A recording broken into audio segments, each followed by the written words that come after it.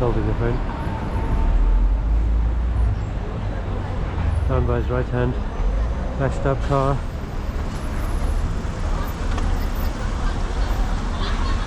I saw that it's handheld. You alright, mate? You're not meant to be holding your phone, are you? I'm not really, no. What are you, police? No, but it makes no difference because I'm still going to report it. Huh? I just come from the court for another driver like you. Well, you going to report me? I am. Alright. I'm not using it. The screen's lit up, you're dialing a number. Why would you do that? Because it's super dangerous to other people, that's why. Well, you got points already. You got a green light there, carry on, mate. Carry on. And no, I'm not pulling over. I'm not pulling over to talk to you, no.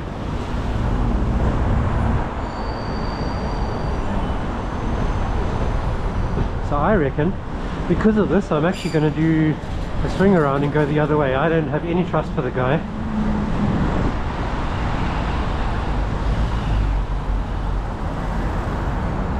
I'm not sticking anywhere around this guy.